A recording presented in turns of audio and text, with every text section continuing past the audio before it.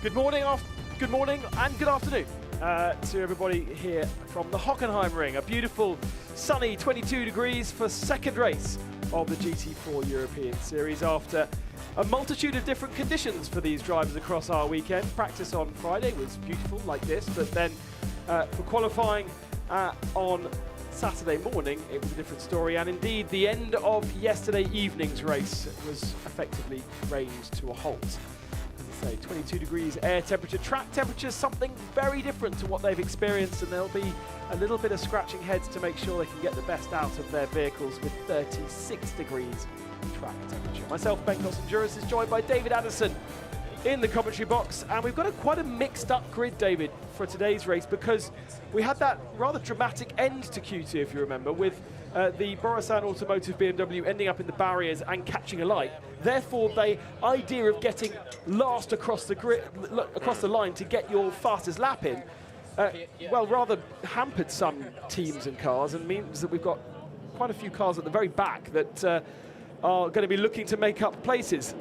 We also had a couple of cars, Ben, yesterday that didn't even get out for Q2. Andreas Miles' Porsche, Laurent Hergon's Alpine never came out. A fresh car after qualifying for racing for Mauro Ricci. So those three are all at the back as you look at number 3, Robert Consani, car that led yesterday's race in stint 1. Benjamin Lariche at the wheel. Let's go to the grid, though, and hear from Rui Meerhaas, because he is with Gemma Scott.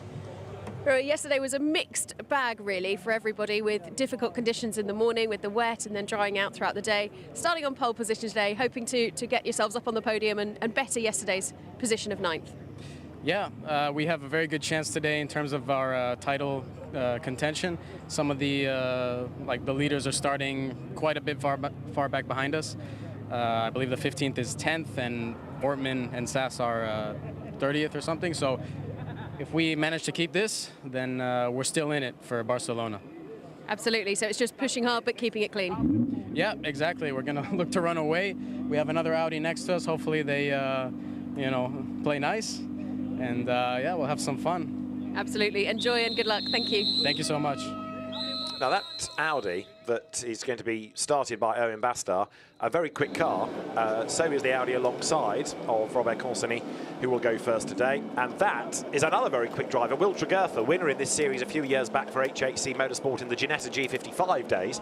We've seen him in British GT, but a very last-minute call to get Will Tregurtha into this championship. And he's going to be a man to watch. Much underrated driver, Will Tregurtha, very, very quick. Absolutely. Great to have him right up there in his return to the field. We've got a few mixed up driver pairings that we haven't experienced. Just one row back, Theo Nue joins Robert Haub in the number 4, which was right at the sharp end of the field yesterday's race.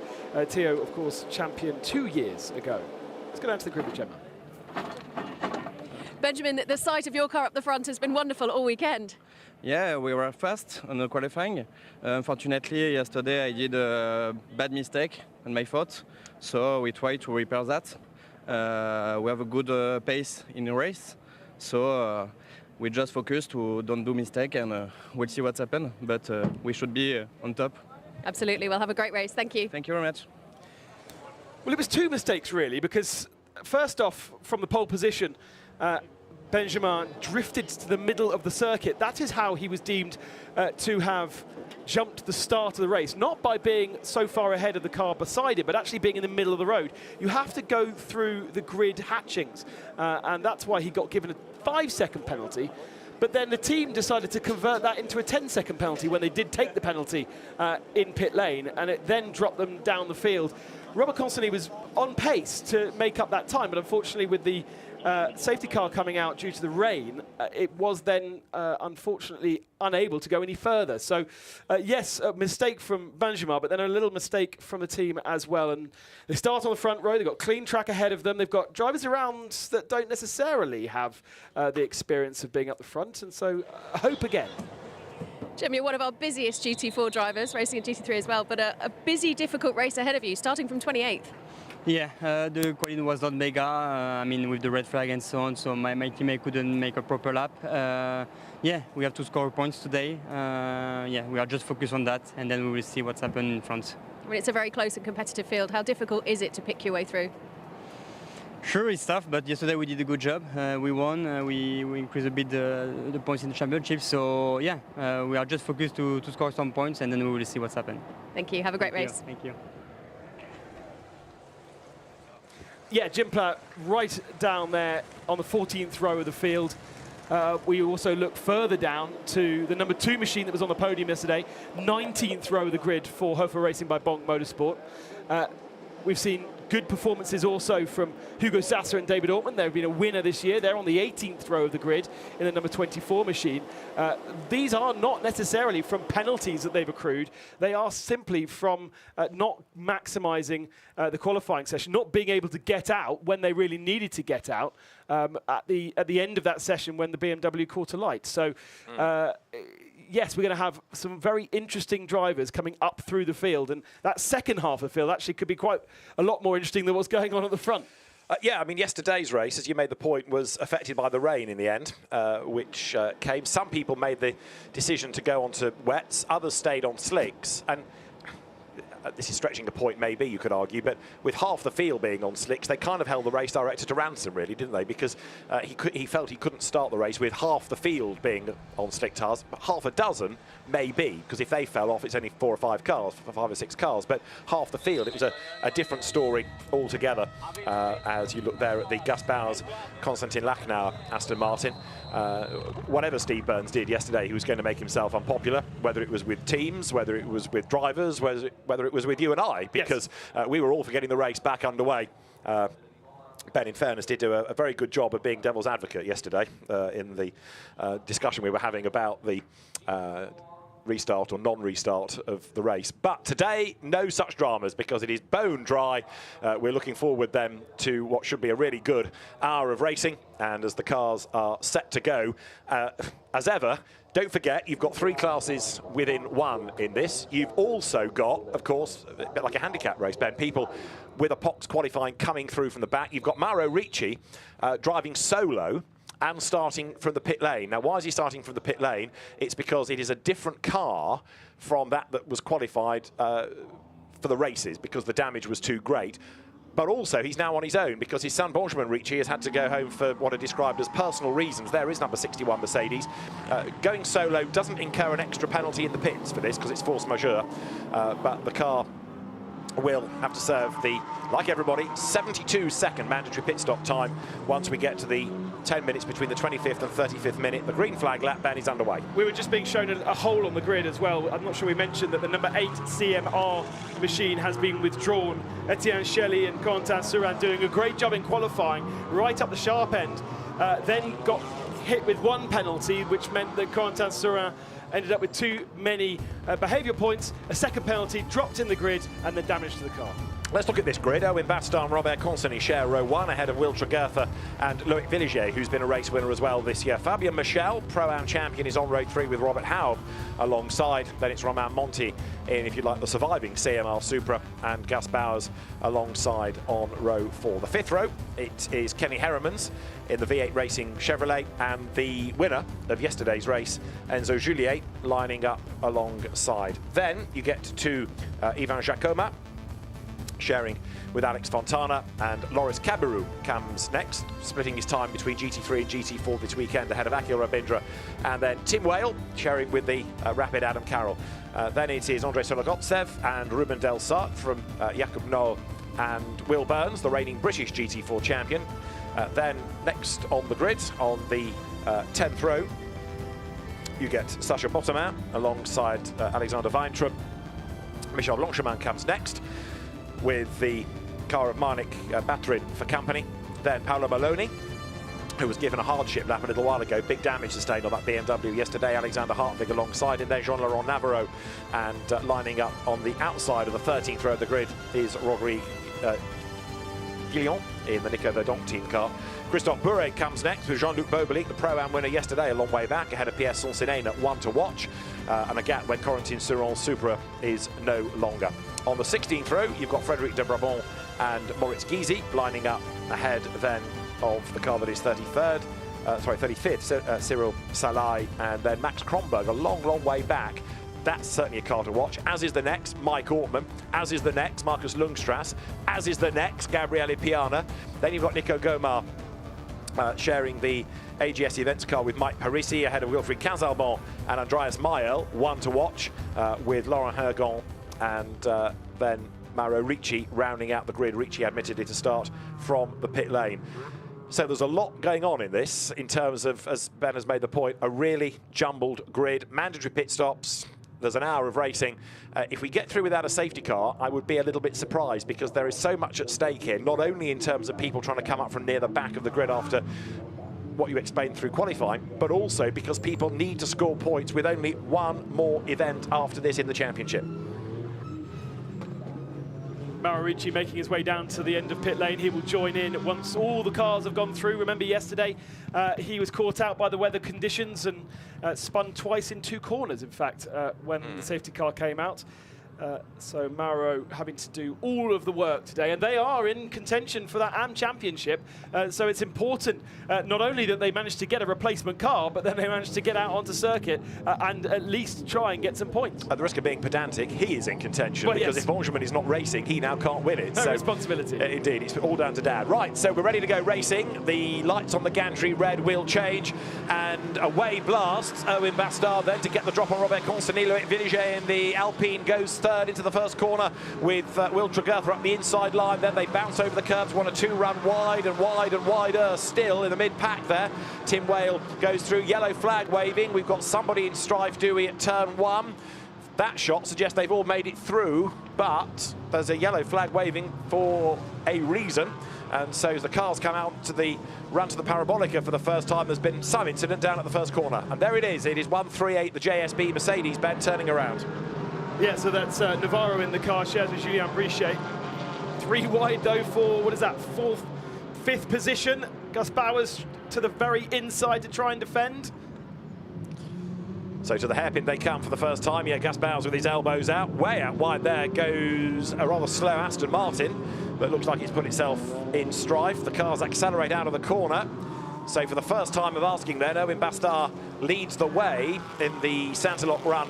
Audi diving then now down to turn 8. He's already got the drop, hasn't he, on Constany? Will Tregertha in 3rd place there. Romain Monti in the Supra, up alongside Robert Haub's Mercedes, and the Supra clears the Mercedes AMG. Next in the queue, look, number 42 Audi. That is Fabien Marchal, the Pro-Am entry.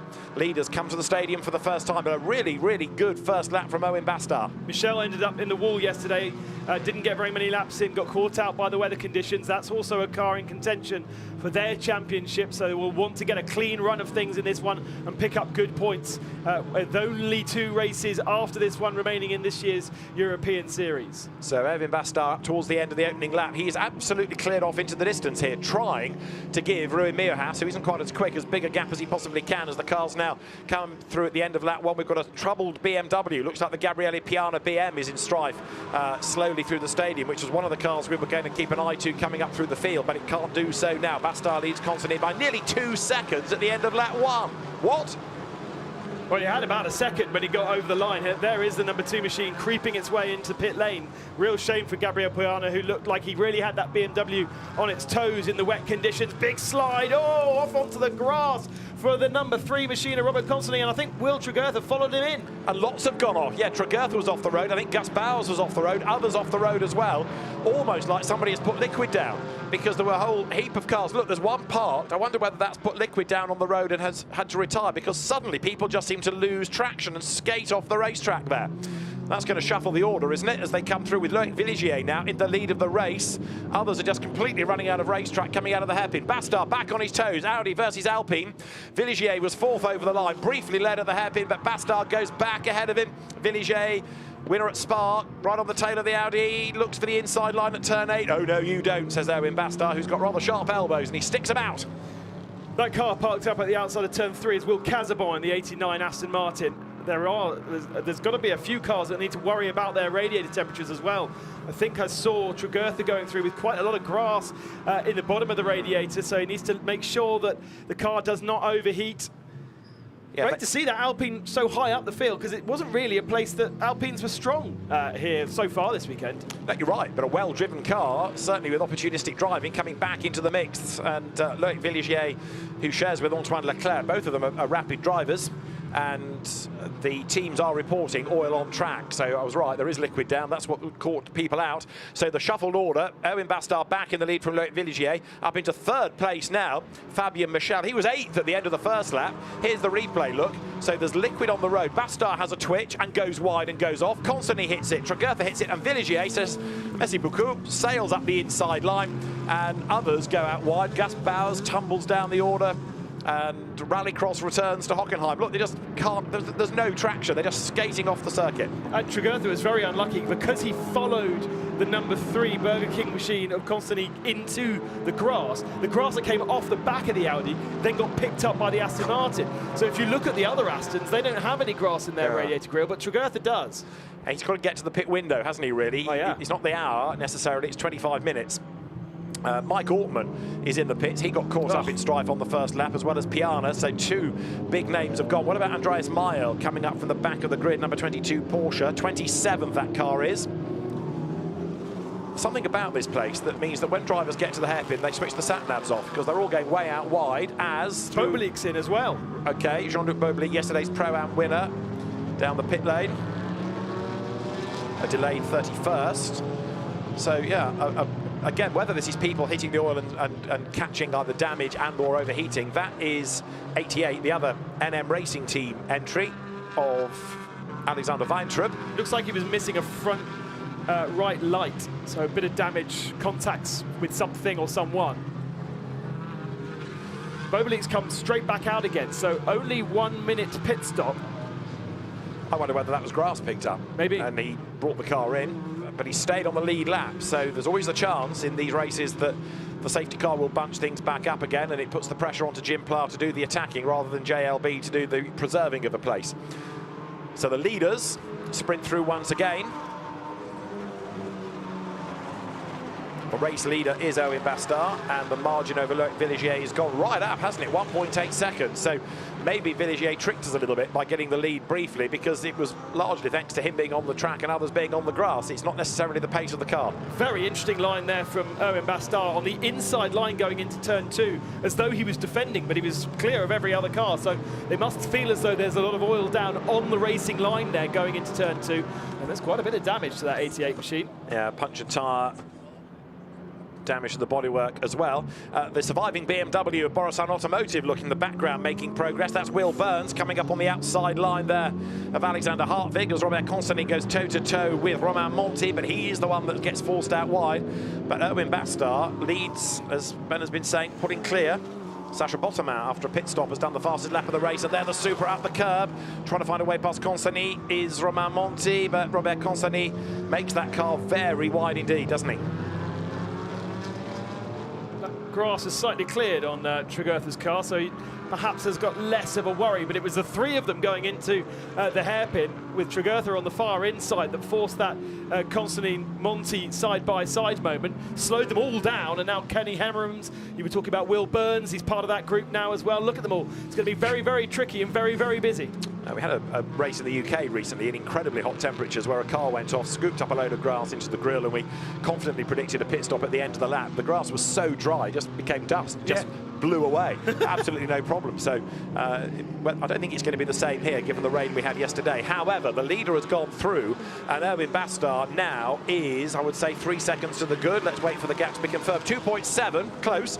Fabien Michel third. Now, second and third here, Ben. Villigier and Michel are the top 2 within Pro-Am. Mercedes there bouncing wide over the grass, coming out of turn 16, look. And there are the leaders, concertinaing up at turn 2. It's very, very close, second all the way back. It's just Owen Bastard that's not read the script. He's scampered away. And he needs to, because for the championship, to keep the championship alive, he needs a big gap to the number 15 that leads that championship, that won yesterday. Enzo Julien Ibanez down in 10th position overall, maybe 7th position in class. So that's good amount of cars between the number 14 and number 15 right now. And also Marcus Lundstras is into the lead of the AM class, 16th, but of course Henrik Pedersen, his co-driver, never as far, so that car might well drop back in the second stint of the race. Now there's the Pro-Am lead battle. Villiger Alpine, Michel in the Audi, the blue Santaloc Audi, all over him like a rash as he comes up to the outside line, runs out of road. Worth a go, just didn't happen for him.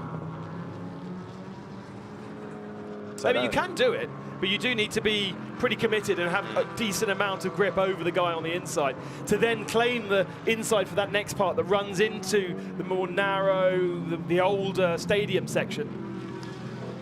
So there is Loic Villiger, who is the second overall but leading Pro-Am driver. And then the fight's on for fourth, isn't it? Will Tregertha under attack from attacking Robert Consani. The two come through because Consani has gone ahead of him, but Tregertha, there he is fighting back. They've switched from the start of the lap, but now the Aston wants the position back yet again. Yeah, a few laps for Will to gather himself up after that grassy moment, and was very much in the battle behind. Now cleared the Toyota Supra, as you can see, and now looking forward, try and get past Consani, try and get onto the tail of Villiger and Michel. So the leaders storm over the timing line, that lead gap up to 3.7 seconds. It's going to be interesting, isn't it, to see how Rui Miojas fares when we get to the second stint, because Bastard is a very quick driver, switching from Toyota to Audi for this year. He was crewed in the French Championship with Antoine Potti last season. The pit lane is ever so busy. Ivan Jacoba has just come in his troubled Cayman. So we've lost quite a few of them. As there for Pro-Am honours, they're side by side again. Fabio Michel on the outside line of the Spitzkehrer. Robert Consani is catching back up as well. So second, third, fourth, fifth together now. Let's not forget how good those two Audis were on straight line speed yesterday. Audi and Porsche by far a good couple of kilometres an hour better through the Parabolica, but Michel's having to defend now from Consani. Oh, looks to the inside, there's no gap there, far too late, far too deep, and this is really helping Will Tregertha there in the Aston Martin behind. It's also helped Villiger, hasn't it, because he's got away by a couple of lengths over Fabien Michel. Greg Gilbert to take over the Audi, Antoine Leclerc to take over the Alpine, as there, look, Will Tregertha has a go at Robert Consani. Can't find a way by on the inside into the stadium, they rattle up the curb. And Consani trying to attack, trying to defend at the same time. And then in sixth place, Romain Monti in the Toyota Supra, the surviving Toyota Supra in the entry, closing up as well. But all of these squabbles for second and third and fourth and fifth and sixth are helping Bastard get away. He's in a league of his own. Michel's really hard defending here, like it's the last lap. He needs to try really kind of let these guys go. He's not really battling with them in terms of class honours. These guys are faster drivers, overlap over the start finishing line, inside line for turn one, which is a tricky place to get it done, but he does do so and stays on the racetrack. Michel is compromised by that. Will Tregertha now can drag through, and that's kind of a good thing for Fabien Michel, because he then can watch what the guys in front are doing and perhaps drag back onto the tail of Laurens Villiger. So Michel, as you say, falls to fourth. In fifth place, it is Romain Monti, but not necessarily for much longer, because now Alexander Hartwig there in the Porsche. Look, the best place of the Caymans comes up round the outside line. There is the recovering Jean-Luc Bobelic. 37th. Yeah, a long, long way back, but hoping that a safety car will bring Jim Pla back into the mix. Andreas Meyer, up from the back of the grid, having missed qualifying, has got number 22 Porsche to 23rd, still making progress, and the very, very quick Vincent Androne going to take over. Whoa. Fabien Michel way wide as he heads to the Autobahn. That's what you do in NASCAR, don't you? They don't have track limits on street tracks. So at turn one at Watkins Glen, they just go all the way around the outside. And sometimes just opening the wheel like that does help you with a bit of momentum, but actually there, it's a tricky one. Right, Robert Consani here on the back look of Loic Villiger as they come down into the stadium this time. Consani sharing with Benjamin Lariche, and as they break now and go into the stadium right-hander turn 12, you've got Michel fourth, Tregertha fifth, and Hartwig has got himself back up ahead of Romain Monti. So the Porsche is ahead of the Toyota. There through is Robert Consani, but the race leader, Erwin Bastard, 5 seconds to the good last time. The pressure is going to be on Rui Miojas here, because Bastard is not hanging about. He doesn't want to play, mate. He's just gone. He's building up the gap for Miojas to try to consolidate in that second part of the race, and he's just done the fastest lap of the race as well, a 1:47.8. Such a comfortable place to be in, not having to worry about anything going on around him. Will Tregertha comes into the pits in front of us. which is a real worry. Is that overheating, perhaps, as we speculated? He was looking strong. The car hadn't gone into limp mode as we were watching it, but unfortunately now, from what was 4th position, he comes into the pits. Yeah, indeed. You're looking at Robert Consony then in 3rd. So Will Tregertha, there he is in the pit lane. And looking at the rear right corner. Yeah, car being jacked up, but there's nothing obvious, is there? He came in quickly. It wasn't exactly a limp into the pit lane, so Will must have felt something. And they're not looking at the front end, so it's definitely not temperature. Here comes Consony down the inside of Villiers. Should that have that pretty well done and dusted without having to run miles off the circuit?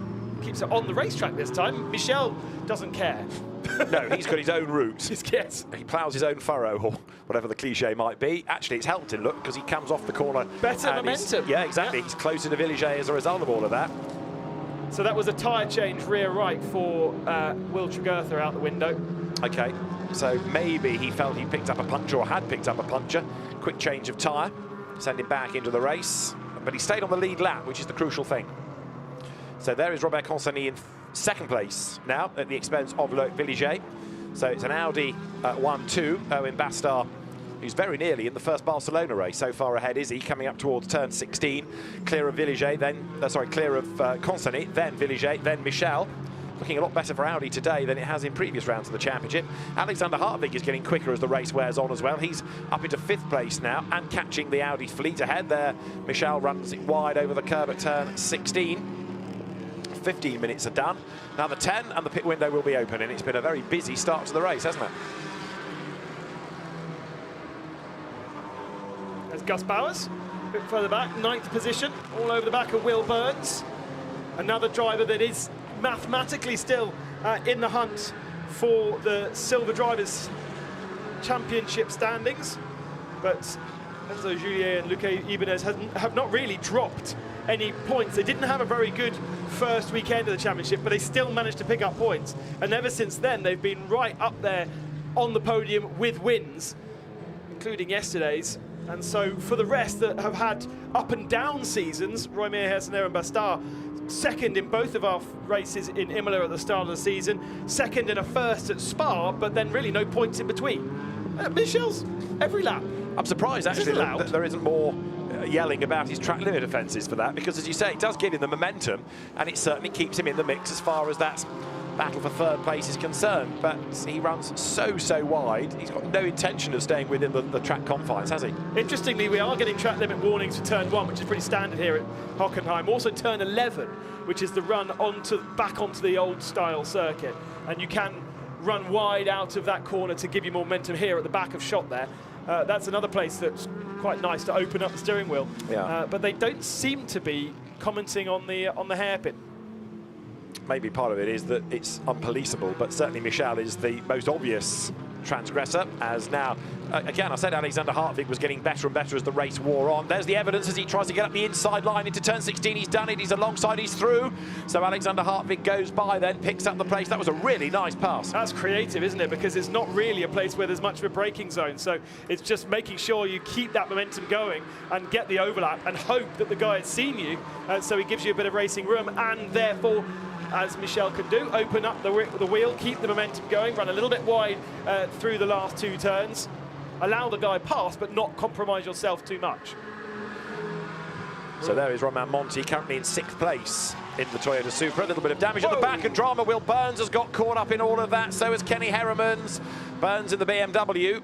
So damage for Gus Bowers as well, I think. Okay, right. Yes, you're right. 2 of the Brits get involved, and the Chevrolet rejoining if it can. That's Tim Whale being delayed by the recovering BMW, and also having to keep Ruben Del Sart at bay. So, yeah, drama up at the turn 2 hairpin equivalent. Not a great weekend for the Borusan BMWs. One scorched yesterday, and another one tagged into a spin today. A little bit of damage to McLaren, actually. Maybe he's got into the tail of one of the slower cars. Oh, and that's Gus Bowers with damage. I think the steering's broken on that car. There's a lot of lock to get around the corner. I think you're right. Let's have another look. So the BMW into the back of the Chevrolet, but whether Gus Bowers had already tagged the BMW, harder to tell. And we've not yet had 20 minutes. It's been a busy race. I think we rather predicted that, didn't we? Well, you predicted the safety car, and so far the accidents have been clean enough not to need it. The accidents have been clean enough. I know what you mean. Yes. Self-contained. We're not done yet, though. So we've got another, of course, driver for each car. As you see then, Hartvig up ahead of Fabien Michel, closing on Loic Villiger. What about Will Tregertha after that pit stop? He's down in 36th place now with a very tough afternoon ahead of him as this next battle comes through. Tim Whale, 13th at the start of the lap in the McLaren. Really good to see that car going so well, the sole McLaren. But Tim Whale here up against much more experienced drivers. He raced a long time ago in Formula Palmer Audi, had a long layoff, has been tempted back into racing through the pure McLaren series, and it's great to see him going so well. And just behind is our leader in AM, the number 18 Lundstras Aston Martin, that had an awful Saturday morning in qualifying. I think he's got a bit of smoke coming off the car. I can't see exactly where the smoke is coming from. Oh, and contact and broken steering straight away. So unlucky. Look at it, just instantly broke. So that is the end of Marcus Lundstras. Henrik Pedersen is denied a race. And the Team Spirit racing car, that's Broken Spirit now, tries to limp back to the pit lane. Villiger versus Hartvig. Gus Bowser stopped coming out of the corner, so that's going to make the hairpin a yellow flag zone, isn't it? And the key overtaking opportunity taken away. And an overtake going on in front of us as well. That has actually been completed, but has it been completed under yellow flags? Michel dives to the inside. Now that's the good way of doing it down there. You get ahead enough to stop the other guy from claiming the apex. There's no way to give back the position that you've gained under yellow flags now, because Villiger is quite far back from Hartvig. Hartvig's checked out. Yeah, I mean, that car has really woken up as the stint has gone on, hasn't it? It's just got faster and faster and faster. So Alexander Hartvig making good progress forwards, bearing in mind that he started 26th on the grid. So it's an exceptional effort, this, from Hartvig. So yellow flags in Sector 1 and in Sector 2 across a couple of our overtaking spots. So drivers and track marshals alike are going to have to be very vigilant. Is that the word? Vigilant, thank you. To police the various elements. We've got yellow flags into turn 2. So that's full course yellow in 10 seconds. Yellow. It makes more sense just to tidy it all up. But guess what's going to happen? 4, 3, 2, 1. Full course yellow now. We're going to get a safety car going into the pit window. Potentially. It depends how quickly this car can be moved. In 4 minutes? You know how it, because it takes you've got to put the safety car out. It depends whether that car can be moved, let's say within a minute. The reason for the safety car is because tyre pressures drop, tyre temperatures drop, and it's safer to get them at a faster pace behind the safety car than the delta speed under a full course yellow. If that recovery takes more than a lap, then okay, we'd probably end up with a safety car. But if Steve Burns can get this situation cleared pretty quickly and restart from full course yellow without the need for a safety car, then he would do so. But the longer that we are under a caution like this, the more the temperatures drop. Bastard and Constantly will be wanting that with 13 seconds over Hartvig. And that little battle that we can see just there. Quite a few cars, though, to collect from around the circuit, including this one. Very, very unlucky from the Aston Martin. Yeah, I mean, it looks like the most innocuous of rubs, doesn't it? But as you say, just instantly breaks the suspension, and the McLaren seem to get away with that. And I don't think you can really blame Tim Well on that one, because he's actually quite far ahead. He's braked earlier, but he is actually ahead going into the braking zone. So the Aston Martin's braked later and kind of come onto him, almost rear-ended him, but with a bit of side-to-side contact. So Race Control will be looking at all these various incidents. We do have the Camaro coming into the pits, but we're not quite open yet for windows, so that's more of a repair to presumably rear right that got hit. Now, it could, of course, be that, and I'm heading into the book of ifs here, if we go safety car, it could be that the race director elects to delay the pit lane window opening until that safety car process is completed. So that's Kenny Herriman's battered Chevrolet in the pits as the repairs are attended to. Now this is going to be a little fun tow for those guys down there, because they're going to pull it from behind, and of course the steering arm is broken, so it's going to stay wobbly. It's not going to suddenly stop wobbling. And again, I come back to my point: the longer it takes, the more likely we are to end up with a safety car. The safety car is normally on standby at the end of the pit lane. We're under full course yellow, so At the moment, everybody has to go at that delta speed. It doesn't mean that the gaps come down, but under the safety car, the gaps would come down where practical. If you're half a lap behind, you may not have the time to catch up to the Crocodile, but here, everybody has to go at the delta pace. There is the safety car. Pit window will be delayed. Pit window opening will be delayed.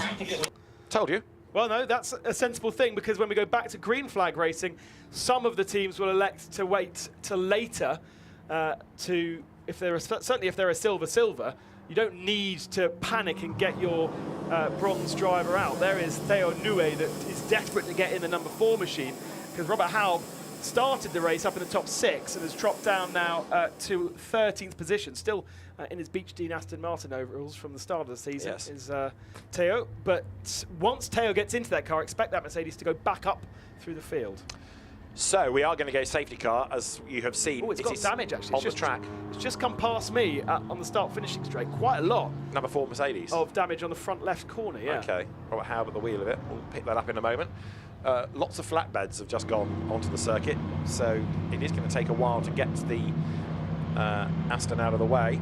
As you've heard from the race director, the pit window opening delayed. Another car with damage there, the trim trailing Toyota of Romain Monti. One thing teams really, really hate is cars being damaged when being recovered, because they've already been damaged by the accident. And you know, if a car is dragged against its will because there's a bit of bent suspension or the bodywork's hanging off, it can do quite a bit more damage, and teams do not like that. So much better, rather than trying to drag it off circuit, to lift it with a flatbed. Therefore, you're unlikely to do any further damage to the car. Yes, it's going to take more time to do the recovery, but ultimately the teams will be happier with that. So the field then come down now to the hairpin. Ignore the pit window opening, because that will be delayed. On the original timing, it would now be open, but as you've been hearing, it's going to be put back with the full course yellow situation that we have, heading to a safety car period when the race director is happy. The safety car, not to control the pace, but to control the restart, if you like, a safer restart in terms of the speed. But yes, I know what you're going to say, they've all been bunched up, and that means that things will kick off again on the restart. Well, we will see. So number 44, Alexander Hartwig goes through. There is Loic Villiger, second in the Pro-Am class now. The leading Am is still Andrei Sologoptsev from Paolo Meloni, which is good actually. The BMW second in Am, bearing in mind it picked up a lot of damage in yesterday's race. So as soon as the car is out of the way, then the signal will be given to go safety car. You've seen the safety car on the track, but it's not yet been confirmed that we will be under safety car conditions. But when we do, people will quicken their pace and close the gap to the car ahead, which is really bad news for Erwin Bastard, the race leader. And Constantly as well, big gaps between the three of those. Better news for the likes of Rishi and Bobelik and Will Tregurtha, who are now at the tail, will now be at the tail of the field and can use the safety car and the strategy behind it to try perhaps and get themselves some clear air, for instance. I think I would be going into the pits very quickly. A pit stop, 72 seconds, a lap, 107 seconds. So if you do pit, you're gonna come in, you're gonna pit and go back out into nice clear air. Yes, of course, then other drivers will be pitting and falling around you, but that might just give you the opportunity to jump a couple of cars rather than sitting in a queue of cars under safety car trying to overtake them. It is becoming quite a complicated procedure, isn't it, to lift the Aston? And there's also another car. I mean, not up the there. same car, isn't it? That's the Aston from a different angle, isn't We've got. We had Gus Bowers parked up and on the the outs. Spitzkehrer. Yes, exactly. Yeah. So presumably that one's being recovered as well.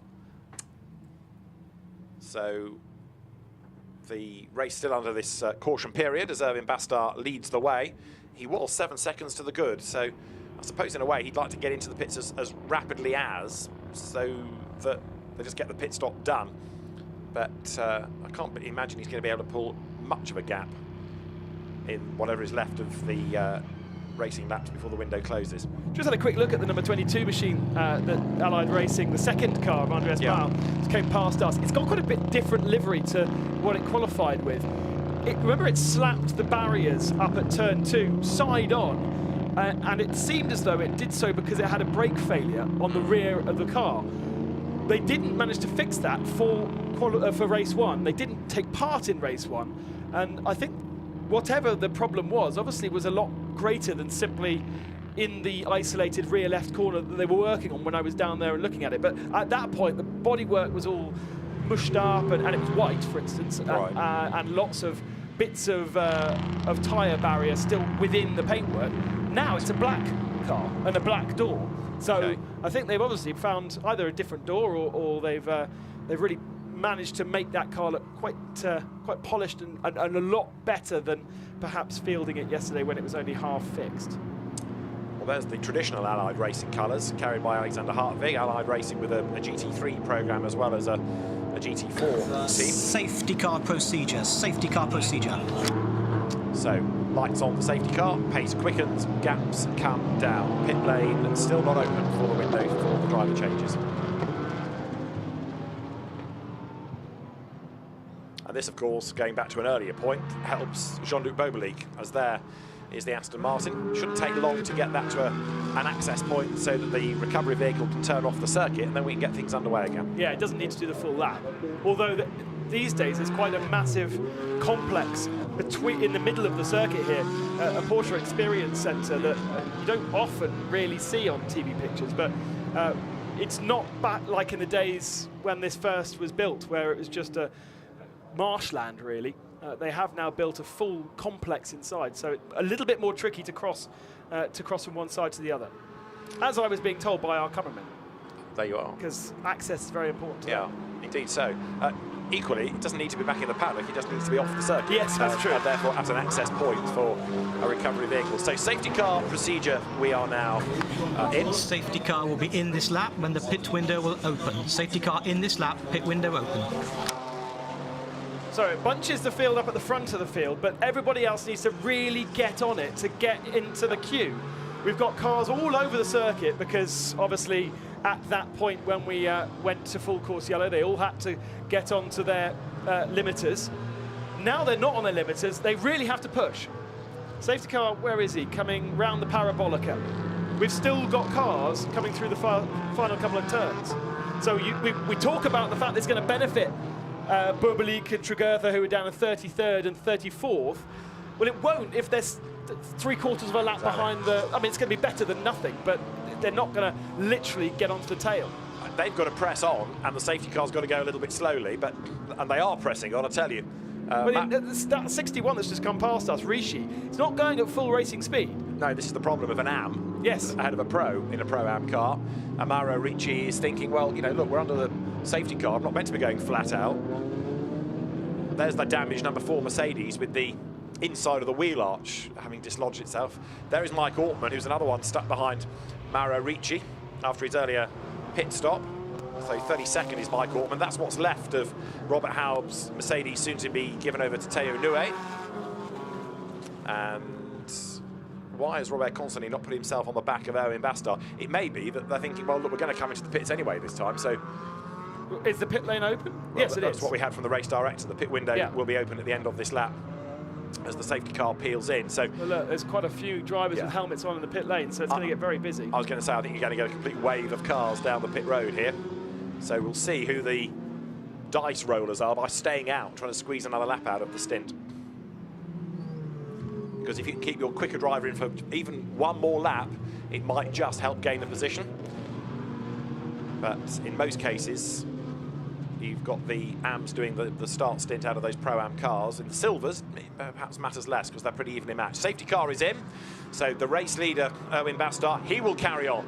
Consani is going to carry on, but we do have pit callers, and Fabien Michel, I think, is the first of them. Yep, so Michel, Villiger, Monti, it's most of the Pro-Am cars, isn't it, coming into the pit lane? Not exclusively, but the pit lane gets busy.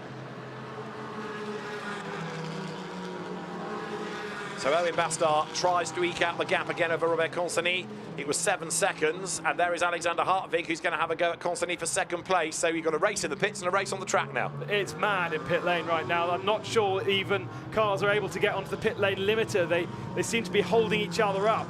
coming down pit lane. A battle here, though, for second position. Constantly under pressure from Hartwig. This is another reason perhaps why it's worth staying out, because when you do make your pit stop, there's less traffic in the pit lane. You've got to get on with your neighbour, really, in this situation, as Hartwig goes one side and then the other to try to make a move against Constantly down to the Spitzkehrer hairpin. Can't do it. Turns through the corner, gets the undercut coming out. That Porsche has got good pace around here, but not quite enough drive off the corner to make a move.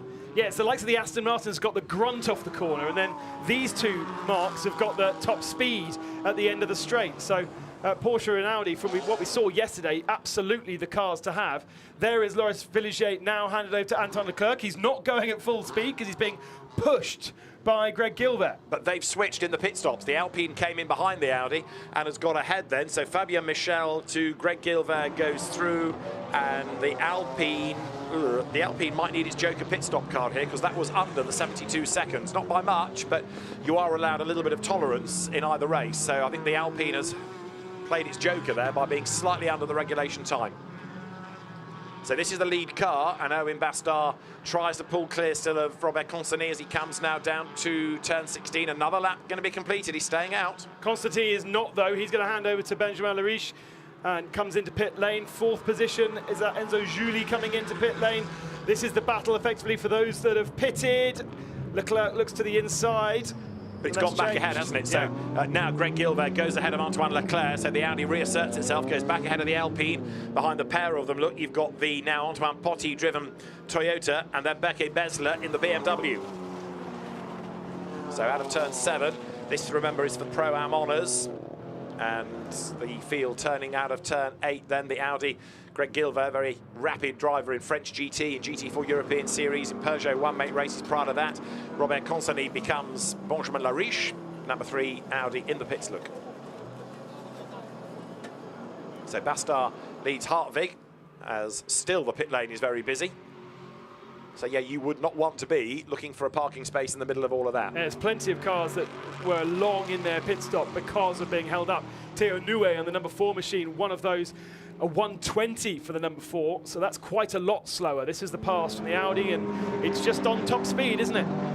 It is. So Greg Gilbert got a bit of a toe, made his move on the inside, but he had the job done even before they got to the braking area. There was nothing the Alpine could do there to come back at him, not even under braking. So there are the top 2 going through. Traffic pouring out of turn 1. Greg Gilbert, Antoine Leclerc behind him, and the trim trailing Antoine Potti Toyota is next. And is that Luc Ibanez coming out of pit lane? No, different car. Livery. Yeah. That is... Ibanez, therefore, might be ahead of that one. There's Ibanez. There he is. So number 15, Luc Ibanez has taken over that car. So yesterday's winners looking good for yet more points as far as the championship situation is concerned here. They, of course, are in the silver category. They've now taken 3 wins thanks to yesterday's successes. So it's been a good year for Luc Ibanez and his new co-driver for this season as well, Enzo Julier. Bastard pushing on. Hartwig a fraction slower on that last lap. And then now in 3rd position is Lauren Hurtgen, that 55 machine with suspension issues in qualifying, therefore didn't qualify in either section. Had a problem in overheating in race 1, so didn't get a result. So it's the first time we've seen the 55 car out. It's the last of the cars that hasn't pitted, sitting in 3rd position, but only 9 seconds back from Owen Bastard. Pre-safety car, that would have put him in 3rd spot. Well, indeed, as they bounce their way out of turn 12 there. So Robert Constantine, having given the car to Benjamin Lariche, watches on. This is Lariche at the wheel of it then. So once the stops have all cycled through, we'll have the proper order. And as the field come then up towards the completion of the lap, fresh drivers in these cars. Lariche then, who is in the silver category, don't forget, getting away from Greg Gilbert, who is in Pro-Am. So Gilbert taking on Leclerc in that Pro-Am fight. So it is still Bastard from Hartwig from Laurent Hurgon. Then you've got Mike Ortman and Will Tregertha, who have yet to serve their regulation stop, going through next. And damage there on the back of the Aston as it bounces through turn 1. Quite a few of the cars looking a bit second-hand, but Owen Bastard has driven a really good stint. And in fairness, as he stays out for another lap, he has been able to build this lead again. It's not the 7 seconds. As Hartvig pits behind him, it's 2.3, but it's going to be bigger again now. The window closes at 12:50, so we've got 3 minutes and a bit. He's got time for at least one more lap before he comes in. He needs 72 seconds, basically, and a bit more, really, between himself and the first of the cars that have pitted to stay out at the lead of the race. At the moment, he's got 1 minute and 11 over Benjamin Lariche. So it's very, very tight. And maybe they are monitoring that gap and team looking at how fast Benjamin Lariche is in relation to Owen Bastard. Is Bastard faster? Therefore, can he get track position post-pit stop? You've just seen also Moritz Viskerken taking over from Alexander Hartvig. Laurent Hockenheim in the Alpine, and that car was never really a factor in the first stint anyway. It's been given third briefly because of the retirements of others and pit stops of others ahead. So here is Benjamin Lariche still pushing on in Audi number 3. And not fighting either. Crucially, he's not having to worry about anyone around him. He can get on and focus on, because effectively he's racing a car that is 72 seconds up the road. And so he's not having to worry about placing his car in a defensive position because somebody's trying to overtake him. He can just focus on lap time. Both Owen Bastard and Benjamin Lariche will be now treating this like a qualifying session. He's ahead of the 44. Okay, so out goes Viskerken. And he will drop back, will he, behind Greg Gilbert, side by side up towards turn 2. Porsche out of the pits, falls back on the pit stop. So Greg Gilbert sooner into the car, replacing the slow Fabien Michel, brings the Audi back into the order. So they timed that right. They brought it in at the right time. It does sound as though something's loose on the car. When we get a close-up shot of it, there's something flapping, I think. On the Porsche? No, I think on the Audi. Okay, leader in. Bastard down the pit road. And again, does that properly. Flat out as best he can, up to the line, stands it on its nose. Here comes Romain Monti up the inside to get past Antoine Leclerc, and the Supra goes through, but is he going to go wide? Yes, it is! Leclerc back up the inside. And you notice that Greg Gilbert is taking the Fabien Michel line and coming out of the hairpin way, way, way wide. And yet no warnings for it either. Antoine Leclerc under pressure again from Potty. This time can't get through. Yeah, Antoine Potty on his tail in the Supra. So now you've got there Rui Meerhaas taking over the leading car. Mike Ortman is in to give way to Hugo Sasser. So now it's going to be Rui Meerhaas versus Benjamin Lariche versus Greg Gilbert in an Audi fight to the flag. 1, 2, 3 for the Audis. So Santalok versus the Team Speed Car Audi. That's the Speed Car entry looking at, and then another Santalok car in third place. Here we go then. To the left-hand side, the yellow Audi. To the right, the red Audi. He's going to come out ahead, but with less momentum going up into turn 2.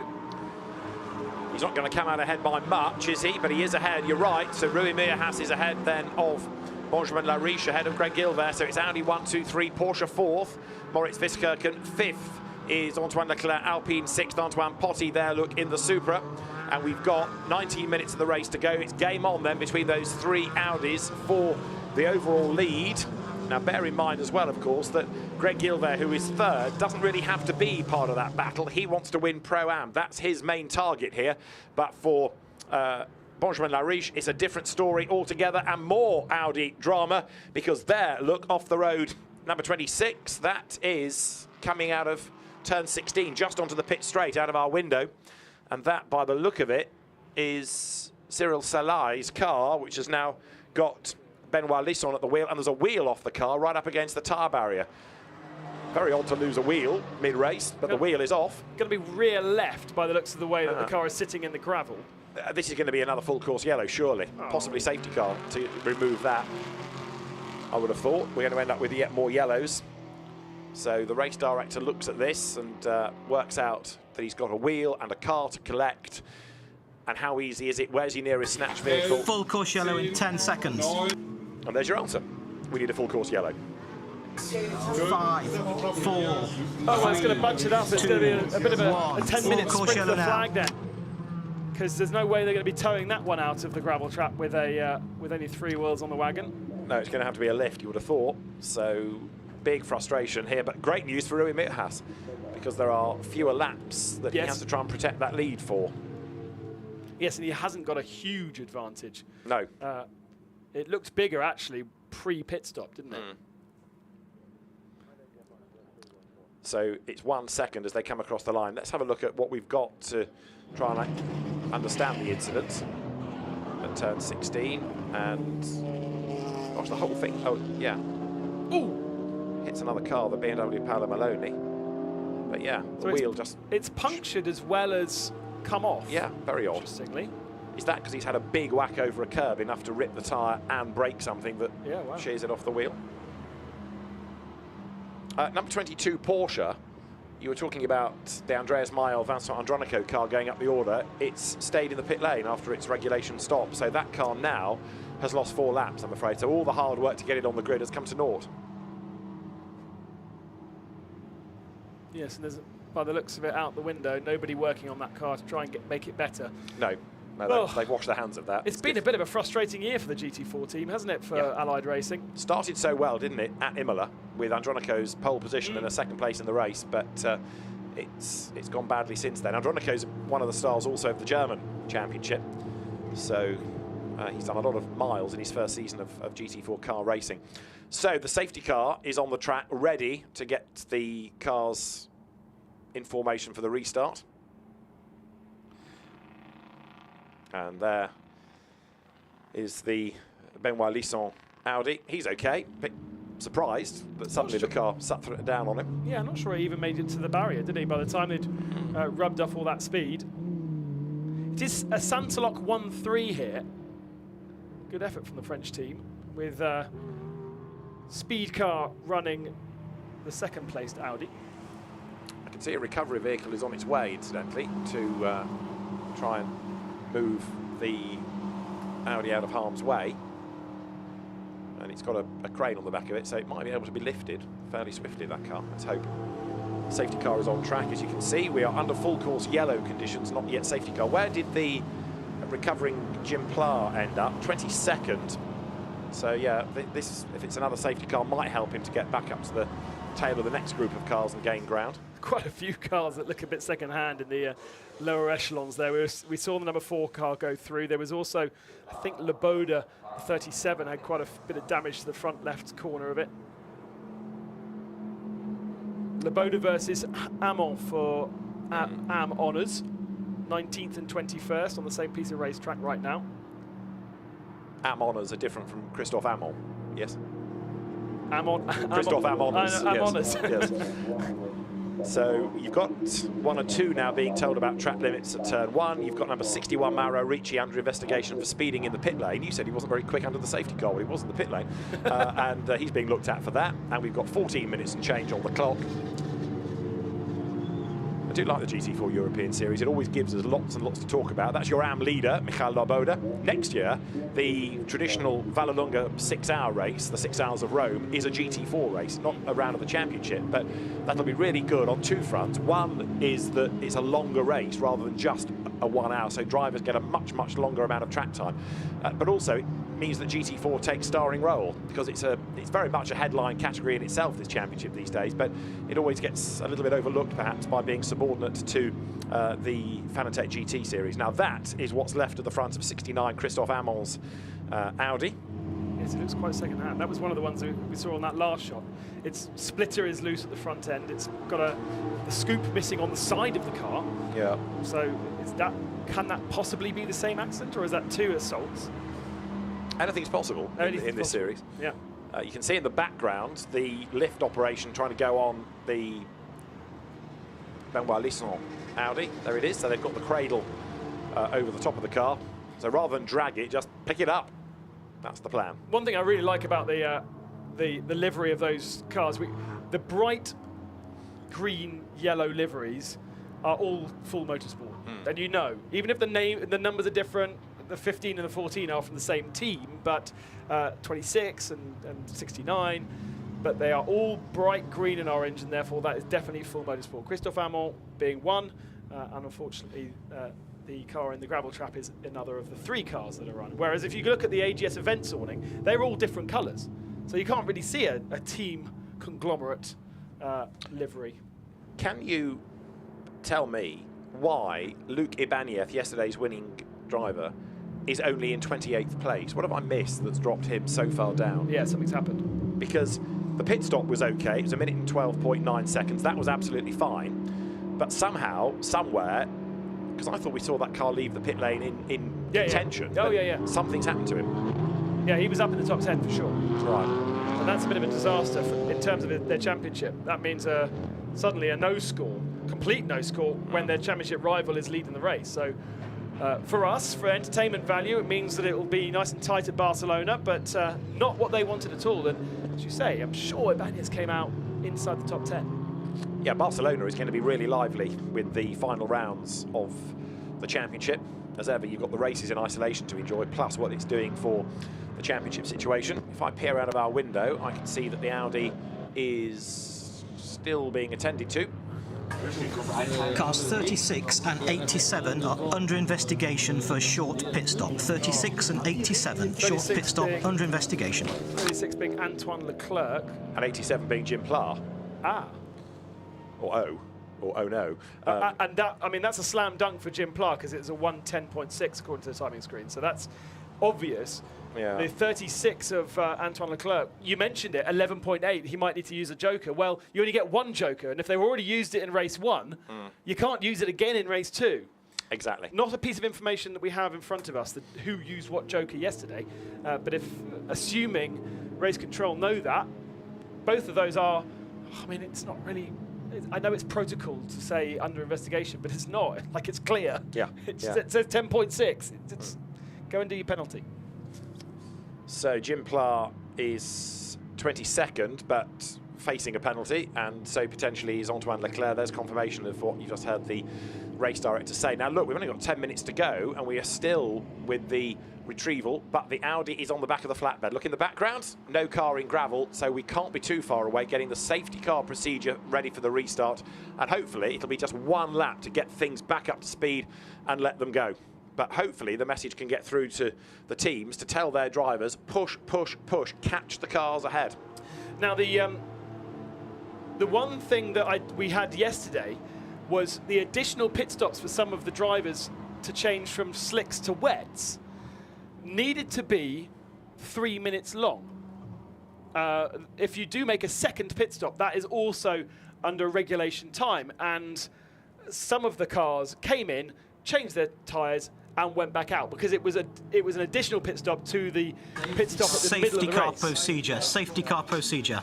And so I think 3 cars got penalties for that. I wonder whether, when we're talking about the Pla and Bobelik pit stop, are we talking about the first one where they came in? Because they have actually been in twice. Remember, the first one was a quick stop to change a single punctured tyre, from what we could see from our commentary position. I had a feeling, though, that tyre regulation only applied if it was from one compound to another. If it was from wets to dry, dries to wets. Well, that makes sense. Without diving into the rule book, because we're imminent to go racing. But either way, they've still gone too fast on their second pit stop as well. Safety car will be in this lap, Excellent news. We like the word safety car in, Steve. That's good. So the race director calls the safety car in, and we're going to get about, what, 7.5 minutes of pretty frantic racing to the end. Just going back quickly to that rule where changing from slicks to wet. One of the reasons why a lot of teams would not have chosen to go and change to wet tyres, because a 3-minute pit stop, yes, it would have kept them on the lead lap, but it was a lot longer than it takes to actually change the tyre. So when you're looking at shall we or shan't we, a 3-minute pit stop versus a 1:20 pit stop is very, very different. That's why so many would have stayed out and chosen not to go from one compound to the other. Indeed so. Well, thankfully today, no such concerns, certainly in terms of the weather. We've had the usual excitement of people having dramas, and certainly the leading 20 cars, I would have thought, have managed to get themselves into a line. So, with 7.5 minutes on the clock, this is going to be a real test of Rui Meohas. I'm tempted to suggest that Benjamin Lariche is going to get the lead of this race, but we will see as we are set to go racing then, as the cars now sprint their way up towards the timing line. The safety car peels in. We go racing once more. Green flags around the circuit, and look, straight away on his toes there is Maurice Viskirchen to get at the inside of Greg Gilbert for 3rd place. Remember, Gilbert leads Pro-Am, so he doesn't have to fight the Porsche, but he does have to fight the Alpine that absolutely barrels into the first corner, and Antoine Leclerc comes up the inside of the Audi now. Is there enough space? Yes, there is. The Toyota of Antoine Potty looks to do the same thing. It's going to be an easy one for the Code Racing Developments Alpine down the inside and makes that happen. All compromised speed from being offline in turn 1. Probably better off backing out before turn 1 and then carrying the speed through it. So the Pro-Am lead changes. Antoine Leclerc goes ahead of Greg Gilbert, but look, the Audi is so quick at this part of the circuit. This is where the Alpine looks a bit breathless. And so Greg Gilbert goes back through, look, doesn't have to do it on braking. We've seen this before. He does it on pure horsepower. Then to the outside line goes Antoine Potty. Hendrick still in the Porsche is suddenly in the race. He's there in 7th place. We've not seen the car all race, but there it is, 7th now. But it is still Rui Meerhaas leading, and he's managed, in fairness to him, to fend off the early challenge of Benjamin Lariche then in this restart. Leclerc losing a position there to Potty on the exit of the hairpin. Such was the momentum that the Toyota was able to take, and now here comes that Porsche. Looks to the outside, he's offline, so that's not going to work out for him. Stewart's there. decision, car 36, a 1 second stop go penalty for a short pit stop. 1 second stop go penalty, short pit stop. But a 1 second stop go is a real disaster, because it's not the stopping and the going, it's the drive time up and down the pit lane. 1 second added to your race time is a completely different kind of penalty. A 1 second stop go, that is very bad news indeed. For being 0.2 of a second too fast in the pit stop today. It's wrong.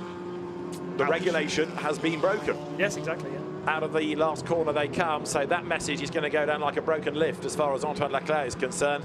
But Rui Meerhaas is just extending that lead slightly over Benjamin Lariche, isn't he? He's 4 tenths up. Moritz Viskirchen is in 3rd place, not lapping as quickly as the 2 Audis.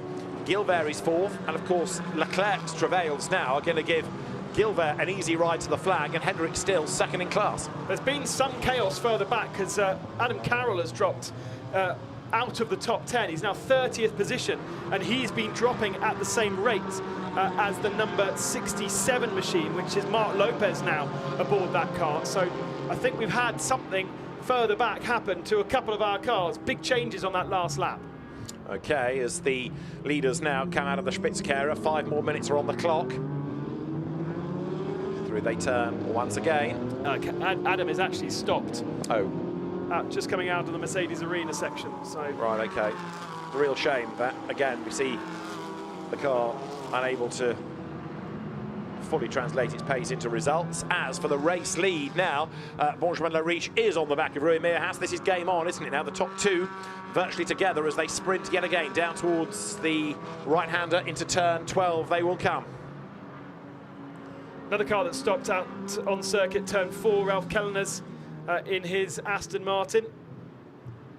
So that turn 4 being the exit of, or the entrance to the Parabolica, where we've already got an Aston Martin parked up on the outside there. I wonder if any of these late race retirements all of a sudden are anything to do with the field bunched up after a safety car. The Audis come through together then. We've had, of course, the Audi R8 Cup in the past in Germany. These GT4 cars, not the same spec, but emulating a one-make series in a sense by dominating up front. Over the line goes Meerhaas, over the line goes Lariche. 4 tenths of a second last time, 3 tenths now. But yeah, Lariche has done the hard yards of getting up there, but he's just not found that last 10th of a second, has he? Or that last little bit to have a go for the race lead. Tom Canning's Aston Martin up on its toes there through turn 1. Took 2 bites in turn 1, which is almost a flat out. It goes to the outside to try and get past Berke Bessler in the BMW. He's going to compromise the exit, but it will give him the inside line to turn 4, and he's made that one stick. Nice work. Koenig has already... No, Koenig's going to try and follow through now. That's the second of the Aston Martins in shot. We've still got cars heading into the pit lane. Look, that is the rather battered Aston number 80 down the pit road. The leaders together coming out of the Spitzkehrer, absolutely together, the 2 leading cars. And the fight's still on for 3rd place, isn't it? Because although Greg Gilbert is comfortably clear now in Pro-Am, Hendrick still, look, has got past Leclerc and he's on a mission. So he needs to be mindful. And there, a stop-go penalty of 2 seconds now for Jim Pla. Same offence, being short on the pit stop. And you need to leave it as late as possible to make that stop, to give yourself track position as the field begins to spread after the safety car. So as late as possible. I don't know if you don't do it, whether it just gets converted automatically into a time penalty and which one is better. Teams will be working that one out as well. The stop-go penalty box is after the timing line. If you came in on the last lap, Michael Schumacher Silverstone style, you could be in to serve the stop-go, but do it up when the race is finished. Don't know how that works. I didn't at the time. The leaders then come up towards the end of lap 26. Meyer-Haas still ahead of Lariche. And fair play to Rui Meyer-Haas. This is a very good drive. The way that Lariche went in qualifying, his pace made me think that he was going to be easily up onto the tail of the leader and past him. Well, he's not really got right under the rear wing, never mind past. So the leaders do go through. 2 minutes to go. This lap and one more. 2 pit stops now for those with penalties. Antoine Leclerc in, Jim Platt in, tumbling down the order. And still, Tom Canning trying to find a way around the outside of the BMW. Didn't work last time, so he's trying a different approach this time. The switchback through 4 gives him a bit more momentum, but I wonder whether that BMW is also quite decent down this parabolica, not straight, but kind of straight, flat-out thing. 2 Aston Martins actually going to have to go toe-to-toe. Canning's going to not be attacking, he is going to be defending from Koenig. Koenig's going to look to go round the outside. Yeah, Paul Aurel Koenig round the outside, now 58, but he's going to run out of racetrack there, so he compromises his own exit. Behind, look, is Teo Nue, trying to fight his way back into the mix. So Lariche getting ready for the last lap of the race here, coming back onto the back of Meyer-Haas. Moritz Wiskirchen in the Porsche last time around lapped quicker than did Lariche, so he's striving for all he's worth to get up with them, but I think he's just going to miss out as well. Isn't he? As the cars now come to the stadium once more. One more lap to run at the end of this. Of those 4, Greg Gilbert, the fastest of the 4 in the middle sector of the lap. Moritz Wiskirchen also faster than Lariche and Meyer-Haas ahead. So we need more laps. It's going to Constantine are up to be a really entertaining end to this race, but with only 30 seconds remaining, we are going to get 1 lap remaining. And Greg Gilbert, rather than just settling for a class win, is right on the back of Moritz Wiskirchen. The leaders come through. Meyer-Haas seems to have the advantage out of the stadium. That's where the lead grows. Lariche takes a lot of the lap, building the gap in his favour, bringing it down, but then through the stadium he loses out. And so as they cross the line, it's up to 0.6 of a second. So now Rui Meyer-Haas is looking a bit more comfortable with less than a lap to go now. The leaders heading up towards turn 2. Remember, Gilbert 4th is leading Pro-Am, and Mikael Laboda in 13th is leading the AMs. Yeah, Christophe Amon was up close to Laboda at the start of at the end of our safety car period, but something happened on lap 1 of going back to green flag that caught out 6 or 7 drivers, and Amon was one of those that lost quite a bit of time. Side by side into the chicane, Benjamin Lariche looking to do the switchback right on the tail of the Santalok Audi now. But that is the point of the circuit where he's strong. It's the stadium where he loses out, but with less than a lap to go, Lariche is crawling all over the back of Meyer-Haas. This is turn 7.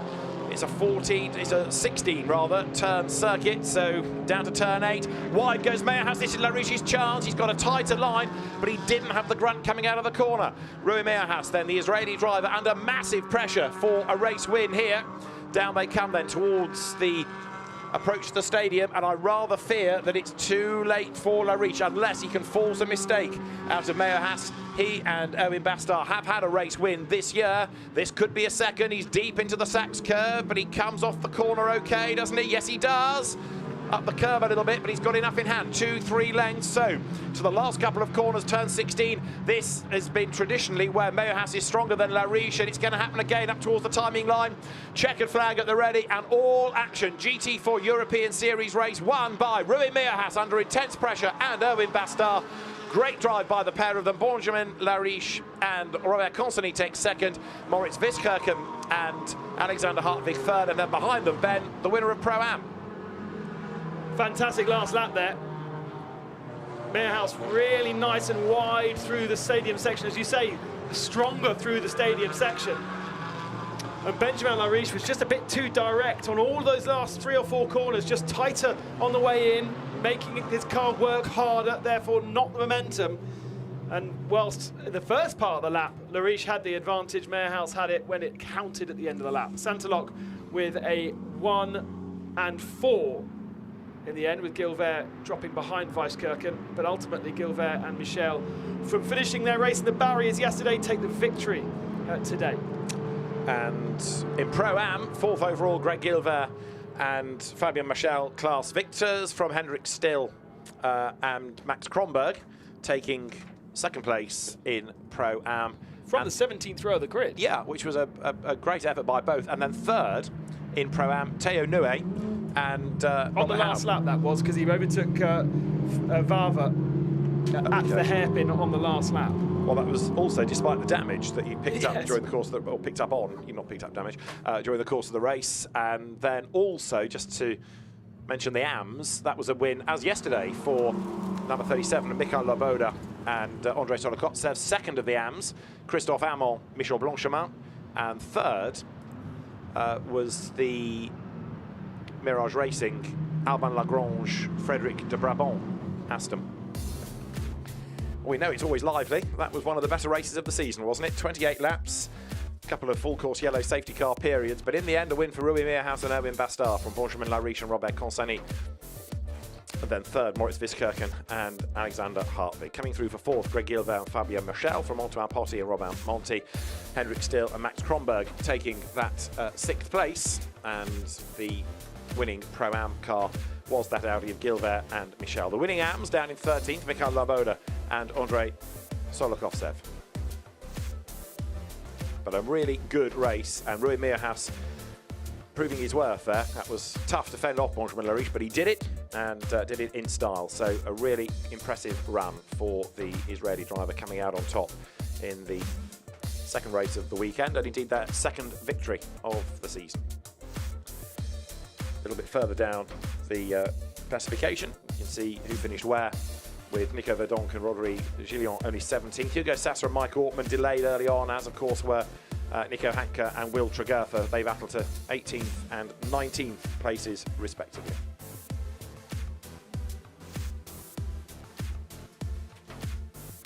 So there is the follically blessed Erwin Bastard, very happy with the race results.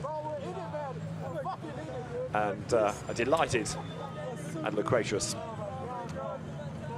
Rui Meerhaus about to step from the car. You know, the thing is, it didn't necessarily have to be the fastest driver, but he did have to deal with a lot of pressure for that, with those safety car periods, with making sure you get the safety car period and the end of the safety car period correct, gap the driver as much as possible. Very impressed with Bastard's laps post-safety car pre-pit stop. That was really, really impressive to build that gap again. But ultimately, almost more pressure on Rui Meerhaus in the 2nd stint. Yeah, I mean, as you say, Bastard had to kind of do it twice because he did that extra little bit of work after the safety car to try to open up that margin. And so there, the drivers in the Parc Fermé area. Good weekend for Speed Car. We've not seen that car up the sharp end of the field all season, really. No, you're right. It was a very good run, that. It's their best result so far this season. They did get a 2nd at the race I wasn't at in Misano. We weren't at. No. Yeah. And that's why we don't remember it. For myriad reasons. Well, fascinating to see the way that Rui Meerhaus has progressed as well over the last couple of seasons for that race win. Let's hear from Rui Meerhaus and Erwin Bastard with Gemma. Guys, a fantastic job. That really puts you in good stead for the championship.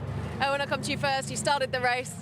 Yeah, I mean, insane race. I mean, yesterday we knew we had the pace, but we had the really bad Q1, so it was difficult to go back to the front. But today, yeah, starting from the front grid, it was, yeah, just fly away. And sadly, we had the safety car that pretty much restart everything, but yeah, we did a really good job at the end, so to defend on the speed car, so yeah, really happy with that out, and yeah, we went back in the championship finally. Absolutely, Ro, you defended right to that final corner. Yeah, was a bit, it got a bit hot under the collar towards the end there, but amazing job by Owen. I don't think we would have had this this win without him. Fantastic job pulling away, and we're in this championship without a doubt now. I think the 15 didn't finish in the points, so it couldn't be better, really. Yeah. Absolutely. Get yourselves off to the podium. Congratulations, lads. Thank you. Just looking at sector times and lap times of the number 15 Mercedes that Rui Meierhaus was just touching on there, it must have had a problem. We mentioned how it had fallen way back in the order. In the end, the car finishing 28th out of the points, but with slow laps and slow sectors. So that means that Enzo Juliet and Luc Ibañez still lead, but now by just 19 points from Rui Meierhaus and Owen Bastard, with Mike Ortmann and Hugo Sassa third. Konstantin Lachenauer and Gus Bowers fading away. That good start to the season just hasn't been kept up. We had, what, 7 minutes of green flag racing at the end of that race, and the 15 car ended up a minute back. So that is certainly some kind of technical issue, something they had to limp home with. Which would explain why, as we've been saying, after the pit stop, the car had been better placed than where we then saw it. In Pro-Am, Jean-Luc Beaubelique and Jim Pla edging to a title, aren't they, ahead of Greg Gilbert and Fabien Michel, and Kenny Heremans and Dante Raponge. Bad luck today has certainly affected them as far as that title battle is concerned. Gilbert and Michel winning today, but really not closing up on the points across the weekend at all, because they DNF'd in the first race when Beaubelique and Pla had a much better run of things. I'm not sure the 87 will have any points out of today's race, but still have a healthy advantage. True enough. So as far as the AM situation is concerned, Mikhail Loboda and Andrei Solokhotsev take over the lead now from Mauro Ricci. Benjamin Ricci third, because he didn't do today's race, and then Julien Lambert and Wilfried Casalbon, who retired on the opening lap, didn't they, of today's race, down in fourth. So the real winners this weekend, Loboda and Solokhotsev, not only in terms of 2 race wins in class, but also now taking over the lead of the championship. Let's look at the highlights of the race before we get to the podium. All began with Owen Bastard taking the advantage, diving down towards turn 1, accelerating through the corner, as then liquid went down on the road, and that spat Robert Constantly off the road, and also it put Will Tregertha off, and Gus Bowers and others were all in strife. And out of nowhere, we had the little Alpine of Loic Villiger diving up the order. Big problems early doors for number 88 Mercedes, Alexander Weintraub with damage, heading for retirement, and the Alexander Hartwig Porsche suddenly getting faster and faster, wriggling away up past Fabien Michel for position coming through turn 16. Then drama for Will Burns, for Kenny Heremans and for Gus Bowers. Contact and drama 2 for Marcus Lundstrass, bouncing off Tim Wales' McLaren, and that put the Aston Martin out of the race and triggered our first caution period of the race. When the pit window opened, it was very busy early doors as lots of the teams peeled in. Leaving it late though, Owen Bastard to give way to Rui Meierhaus, and he kept the race lead, but only just from the similar Audi in the hands of Benjamin Lariche. And predictions of Lariche finding a way past proved to be unfulfilled, because Rui Meierhaus was able to fend him off, even though we had to have a second interruption once the Benoit Lisson Audi had been retrieved after losing a wheel down at the last corner. The Audi in the hands though of Greg Gilbert chasing Moritz Wiskirchen's Porsche, and the battle between the 2 Audis for race honours went the way of Rui Meierhaus, being able to fend off Lariche right the way to the end, and a second victory of the season for the Santalot drivers. A delighted Rui Meierhaus taking honours. So the drivers then for the podium, all prepared, all ready, and in a moment should be called forward then. 3 podiums, of course, the AMs, the Pro-Ams and the Silvers.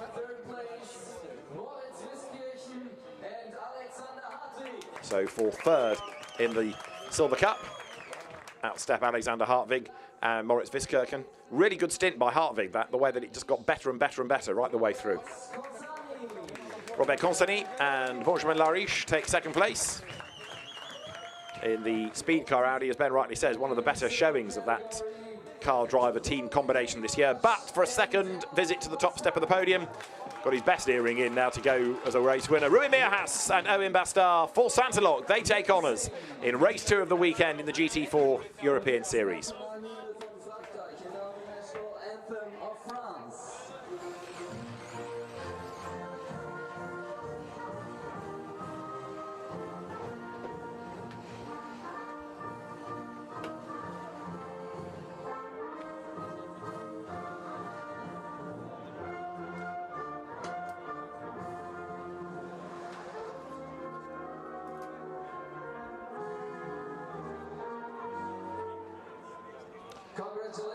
So for the French Santalot team, the combination of Rui Meierhaus and Owen Bastard, the race winners. And so now the Hockenheim-shaped trophies being presented by Peter Curran, the racing engineer for Pirelli, the tyre supplier for the championship. But already Rui Meerhaus is ready with the fizz. He might just have to wait a moment for a trophy, but Robert Constany can't even wait for that. If I were Peter Curran, I'd make a run for it. Get your trophies when you leave the podium, chaps, because the bottles are open, and this is going to be a sort of trophy throw and run situation, I fear. Marnie Neutard, the championship manager in the background, getting the trophies ready for Peter Curran to rush out with to say, well done, and then go and take cover before the champagne spray happens. Owen Bastard, Rui Meerhaus, winners at Hockenheim. From Benjamin-Lariche and Robert Constany, Moritz Wiskirch and Alex Hartwig taking third. And now with photographs done, the champagne can be sprayed. Racing drivers are so competitive, even when it comes to popping the champagne and making sure they are first to the spraying. Don't want to be left till last. They don't want to get a soaking either. So the competition, as you say, good on track, good on the podium too. But a good race for the Santalok drivers. And a winning margin of only 0.3 of a second, which illustrates, yes, I know it was bunched up late in the race, but it does illustrate just how close a battle it was between those two Audis. I get the feeling also that Barcelona is quite a similar track to this in the way that it's mid-corners. And so, in theory, the performance of cars here should be similar in Barcelona, especially if you think about the straight line speed of the Audis. Down that long straight at Barcelona, that could be really difficult to challenge. For sure. So now the Pro-Am podium is being made ready. There you can see Theo Nue, who's gone into different overalls now from his beach jean overalls of earlier on. And he and Robert Haub head to the podium. They're not his overalls, are they? You look, there's a bit of sticky tape with his name on. So on the basis that he's got to go to the podium, I think he's been given a mechanic's set of overalls, or a spare pair anyway. There for second place, out come Hendrik Still and Max Kronberg. That was a race that turned around for them, a top 6 finish in the end, having been way, way back on the grid. And the Pro-Am winners are Greg Gilbert and Fabien Michel. I wonder when Theo changed, because I'm sure he got into the car in beach jean. I think you're right, but I suspect that that was shown by, or picked up on by the team and the manufacturer, and they said if you're going to the podium, don't do that. Post-race change. Yeah.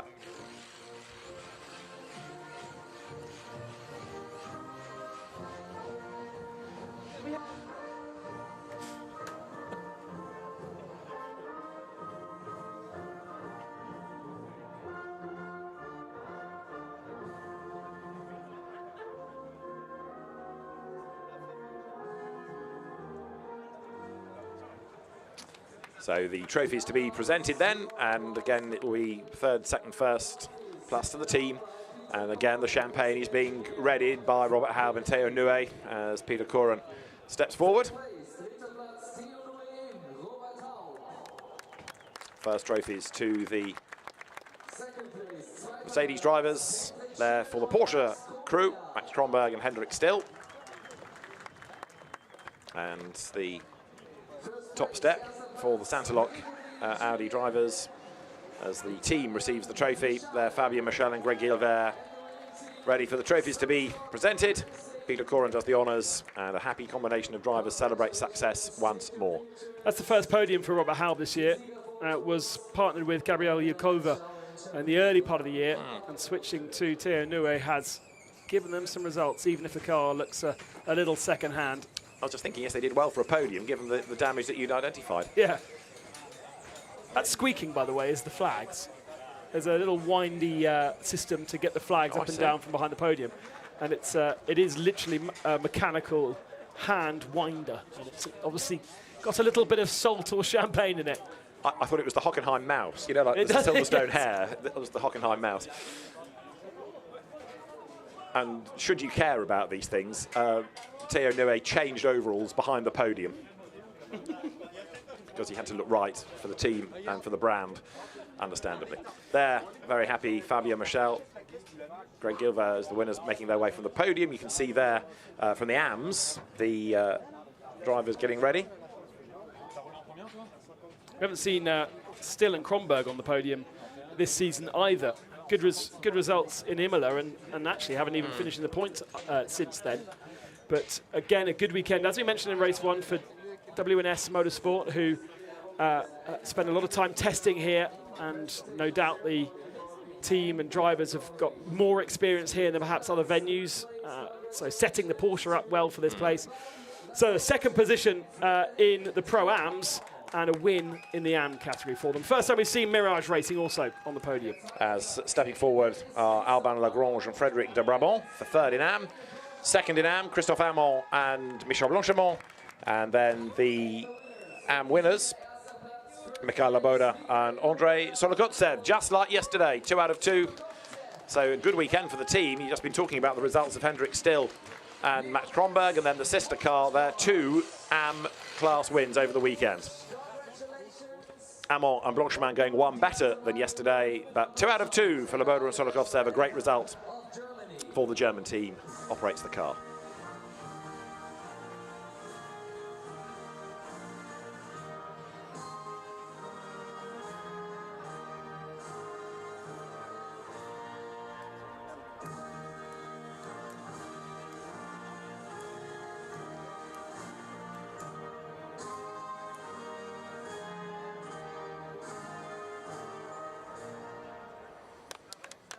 So applause for themselves, really, as the AM drivers await their trophies.